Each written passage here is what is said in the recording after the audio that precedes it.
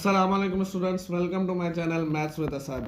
आज मैं आपको बताऊंगा कि टर्मिनेटिंग और नॉन टर्मिनेटिंग फ्रैक्शन क्या होते हैं, हम उन्हें कैसे आइडेंटिफाई कर सकते हैं। इस वीडियो में मैं आपको दो तरीके बताऊंगा।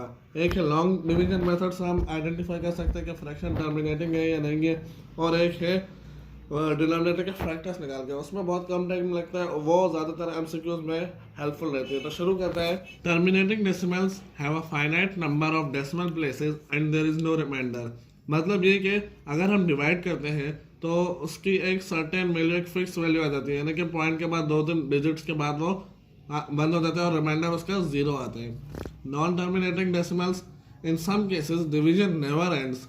The questions of such divisions are called non terminating, और non-terminating decimals have infinite number of decimal places and remainder left.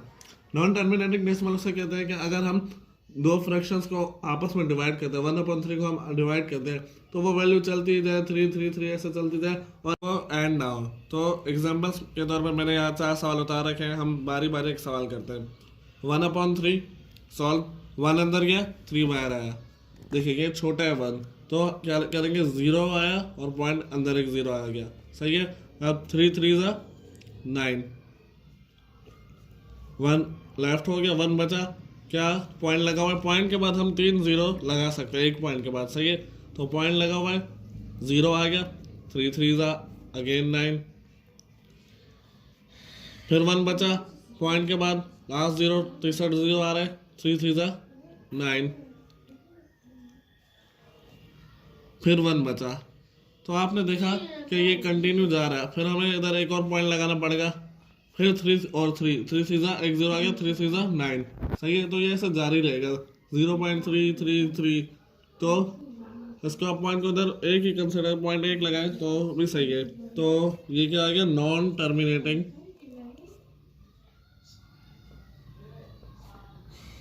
Fraction, क्योंकि एक तो इसका आंसर चलते जा रहा है, सही है, इनफिनाइट है, वो आप जितना डिवाइड करेंगे वो डिवाइड होता जाएगा, और रिमाइंडर बच रहा है, हर बार 1 रिमाइंडर बच रहा है, सही है। तो चलते हैं दूसरे सवाल की तरफ। चलते हैं दूसरे सवाल की तरफ। 7/8, 7 अंदर गया, 8 बाहर आया। देखिए नहीं लग रहा तो 0 आ गया, फिर पॉइंट 0, 8 7 56, 8 8 64, 70 में से 64 बचा, 6 आया, सही है। पॉइंट लगा हुआ है, 0 आ जाएगा, 8 7 56, कितने बचा, 4 बचा, पॉइंट लगा हुआ है, 0 आएगा, 8 5 40, रिमाइंडर कैंसिल, रिमाइंडर 0 बचा, तो ये क्या हो गया, टर्मिनेटिंग, और आंसर एक सर्टेन वैल्यू पे आके रुक गया।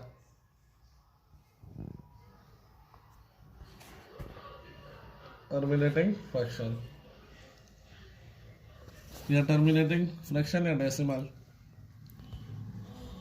तीसरा सवाल 4/7, 7/4, 4 के साथ इसका टेबल नहीं लग रहा तो 0.0, 7 5 35,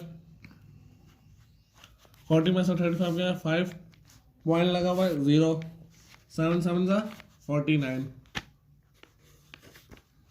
1 पॉइंट लगा हुआ है, 0, 7 1 7, 10 में से 7 बचा, 3 बचा। तो ये इस हिसाब से ये चलता जाएगा और चलता जाएगा। तो ये क्या हो गया, नॉन टर्मिनेटिंग।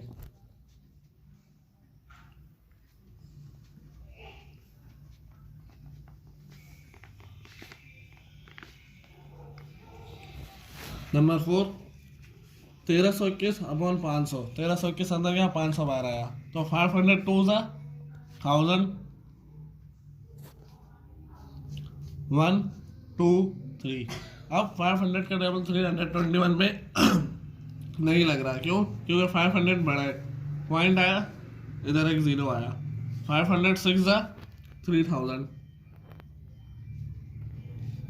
कितने बचे, 210, पॉइंट लगा हुआ है, फिर 0 आ गया, 504 2000, 1 0 0, पॉइंट लगा हुआ है, फिर 0 आया, 502 1000। तो ये क्या हो गया, टर्मिनेटिंग फ्रैक्शन। क्यों? क्योंकि इसकी भी एक सर्टेन वैल्यू आ गई और इसका रिमाइंडर कैंसिल हो गया, 0 बचा।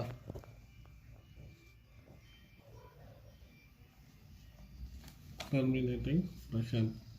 स्टूडेंट्स, अब जो दूसरा मेथड है वो बहुत ईजी है, उससे हमारा काफ़ी टाइम बच जाता है। तो इसी एग्जांपल्स को यूज़ करते हुए मैं आपको दिखाऊंगा। देखिए 1/3 है, सही है। Second method,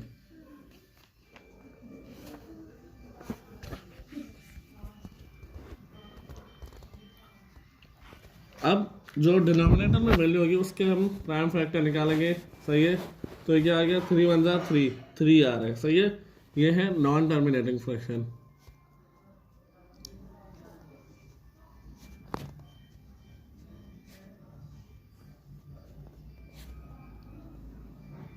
non terminating fraction.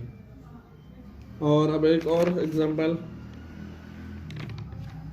7/8। 7/8 इसके फैक्टर्स निकाले, 2 4 ज़ा 8, 2 2 ज़ा 4, 2 1 ज़ा 2, सही है। तो अब ये है टर्मिनेटिंग फ्रैक्शन। आइडेंटिफिकेशन इस तरीके से आपको करनी है। एक मिनट, टर्मिनेटिंग फ्रैक्शन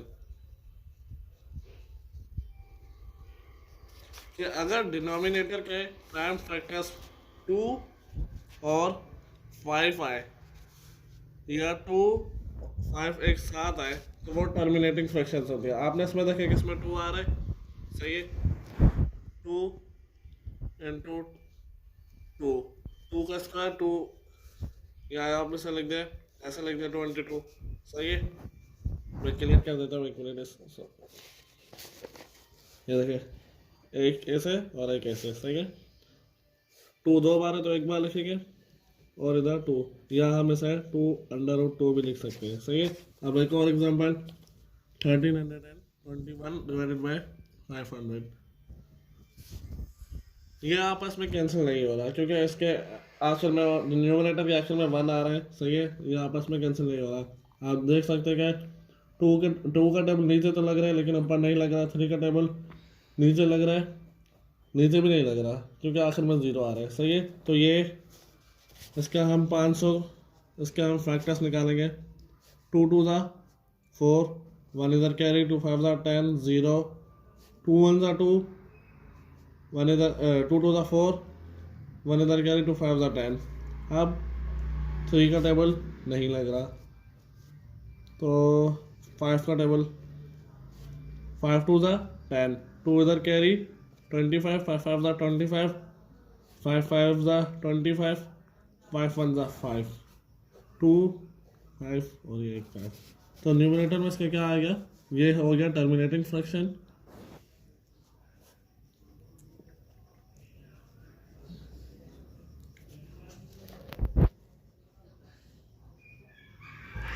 न्यूमरेटर में 2 और 5 आ रहे, डिनोमिनेटर में 2 और 5 आ रहे, सही है।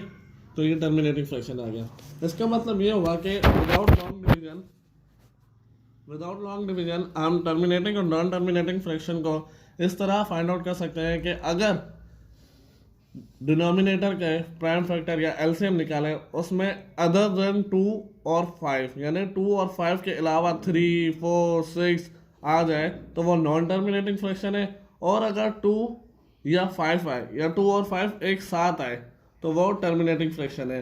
आप देखें 1/3 non terminating fraction, non terminating fraction. 7/8 terminating fraction है, ये भी टर्मिनेटिंग फ्रैक्शन है, ये भी टर्मिनेटिंग फ्रैक्शन है। 13/21 5/500 टर्मिनेटिंग फ्रैक्शन, ये भी टर्मिनेटिंग फ्रैक्शन है। तो आपने देखा कि इस मेथड से हम अपना कितना टाइम सेव कर सकते हैं। तो उम्मीद करता हूँ आपको मेरी आज की वीडियो बहुत पसंद आई होगी। और अगर आप मेरे चैनल पर नए हैं तो मेरे चैनल को ज़रूर सब्सक्राइब करें और साथ ही बेल आइकन प्रेस करें ताकि आपको आने वाली हर वीडियो का नोटिफिकेशन मिल सके। तब तक के लिए रखिएगा अपना ख्याल। खुदा हाफिज़, मिलते हैं नेक्स्ट वीडियो में।